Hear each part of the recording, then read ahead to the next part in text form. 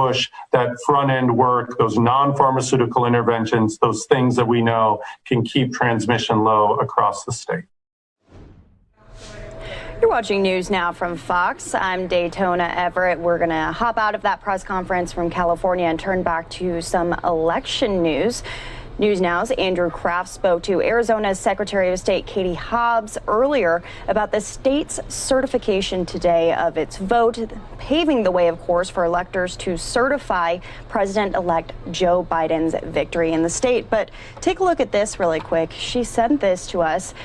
Hobbs discussed still pending litigation in the state by President Trump's backers over what they allege is massive fraud. Her office this morning filed to intervene in another legal matter from state GOP officials claiming irregularities over ballot signature verification. Here's the conversation right here on News Now from Fox. Joined by Arizona's Secretary of State Katie Hobbs. Thank you for joining News Now from Fox this afternoon. Thanks for having me. Thank you. So I wanted to ask, now that just a few hours ago that Arizona has certified its election results, what is the next step? Is there anything that happens next as far as a statewide level with regard to maybe the legislature? So can you kind of walk us through that? Yeah, so the official canvass, which is what happened earlier today, is the final step in the process in terms of making the results of the election official. Now the only thing left, because it's a presidential election, is convening the state's electors to cast their votes for the president-elect. And this is all happening amidst the backdrop of this hearing by the president's legal team here in Arizona today, where they're alleging a lot of baseless allegations of fraud in the state. What is your response to that? Well, I appreciate that you called it baseless, because it is baseless. All of these allegations that have been swirling since Election Day itself. There have been no irregularities, as is claimed. There's no voter fraud. Everything has been done according to state law, including the pre and post-election tests of the equipment and the post-election hand count audits that were conducted in each county. And so these are parts of the process that we have in place to ensure that it is fair and that everything's working the way it's supposed to.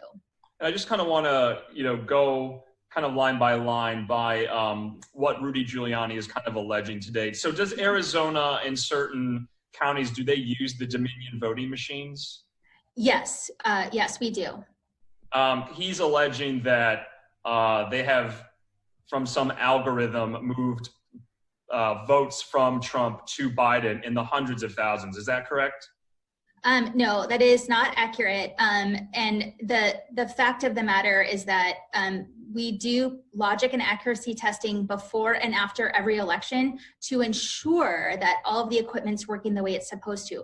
We also use paper ballots. Everything is done on a paper ballot, and post-election we do hand count audits in every county, and it's to make sure that what's on the paper, because that's what we're hand counting, matches the tabulated result. And in this case, everything came out the way it was supposed to. And so these allegations are just really grasping at straws by people who refuse to accept the results of a free and fair election in our country.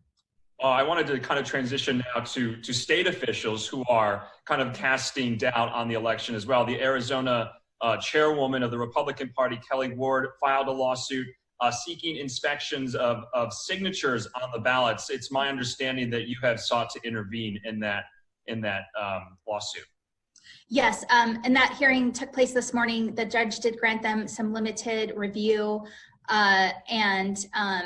So this wasn't necessarily a lawsuit. It was discovery that could be the precursor to a lawsuit.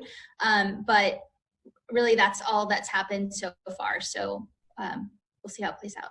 Can you kind of walk us through what the ballot signature verification is like for those of us who may not know? What goes into that? Yeah, so first of all, Arizona has been doing vote by mail for a long time, since 1992. And so this has been a part of the process that entire time. And even before that, for people who who voted absentee with an excuse, that signature verification is still part of the process. So, so there are a lot of temporary workers hired by counties around election time, and this is part of that process. These people are trained in not, just matching every single piece of the signature, but in handwriting analysis. And the counties have, depending on how long somebody's been voting, many signatures on file for each voter that they're comparing against. So every time you send your ballot back by mail, that signature is stored. And if there is some discrepancy where it's just not matching, then they will reach out to the voter. The voter has a chance to cure that signature, verify that it's theirs and that they did indeed vote that ballot. And then if there's something that happens with the voter, like their handwriting changes because of a health condition or whatever reason, then there's a chance to update that signature in the file as well. So this is a rigorous process. It's not just willy-nilly. People are like, guessing if it matches or not. It's a really rigorous process that we have done for years. And it's how the identity of those mail-in voters is verified. It's a really important part of the process. So for example, if a signature didn't essentially match what was on file, it's not just immediately discarded. There's kind of a process to play out to reach out to the voter and to rectify that. If all of those recourses fail, what happens to the ballot if you can't match it? If it's not able to be matched, for example, if the county reaches out to the voter and they're not able to make contact, then unfortunately that signature is not able to be verified and that ballot most likely will not count. There is in statute 5 days after the election for that process to play out. So even those ballots that are dropped off on election day that might have a mismatched signature are able to be cured. That's what we call the process. And so there's that opportunity there. So in this most recent, legal action, what is the other party alleging that did or did not take place? Well, I'm not really sure because they didn't file a claim. It was just a request for discovery. And so I think that they are wanting to look at some of the signatures that were accepted against what's in the voter file to make sure that they were properly accepted. I see. Kind of, getting away from all of those lawsuits here, despite the coronavirus pandemic, is there anything that your office kind of would have done differently or learned from after like holding an election now, during a pandemic? Do you have any thoughts on that? Well, certainly, I think the fact that we have had vote by mail in place for quite some time was very helpful to us in this election. And we saw not only unprecedented voter turnout as a whole, but also in terms of early voting. Nearly 88% of ballots that were cast in this election were cast early. And that shows, I think, the voters' confidence in the system, and that we were able to really work to help boost participation in early voting so that voters didn't have to choose between their health and safety and their fundamental right to vote. And I think, we worked very closely with the counties to help ensure that we were really anticipating all of the needs that would be in place, not only because it was a big election year that we already expected high voter turnout, but with the pandemic on top of that. And I think certainly that ability to build partnership is going to play out in a way that benefits voters across the state for years to come. And just lastly for you, I kind of wanted to get your opinion. You work alongside Republican elected officials, the governor, the attorney general, just to name a few, but there are Republican officials in the state who are, actively working to sow this mistrust in the electoral process in the state of Arizona. How does that match? Isn't there kind of this discord there amongst elected officials in the state about, the veracity of the election at the moment? How do you square the two? Yeah, I mean, it's really unfortunate that we have elected leaders who are actually working to help fuel these conspiracy theories that undermine the integrity of our elections. And I think, at the end of the day, if the outcome had been different, if President Trump had won the election in Arizona versus Joe Biden, that we wouldn't be seeing any of this right now. And so it's you can't make the rules, expect people to play by the rules. We play by the rules and then cry fraud because you don't like that outcome. That's not how we do things in America. And I think that what we're seeing play out right now is going to have a long-reaching impact beyond just this election in terms of people's trust in the integrity of the process. And it's really, really unfortunate that elected leaders who actually helped enact some of these laws that are in place right now are working to undermine the system in this way.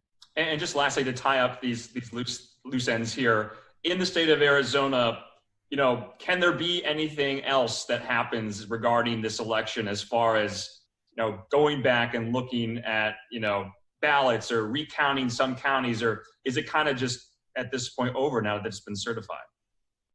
It's over now that it's been certified. There's certainly a post-election challenge or a post-certification challenge period of 5 days, which may be what, the motion in court was about today, trying to find something to challenge the results on. But really, if there's, signatures that they decide don't match, there's no way to go back and find that voter's ballot. So the process that's in place for signature verification is in place by law, and it was followed. And so, I think this is really just a fishing expedition and people grasping at straws, again, because they don't like the result.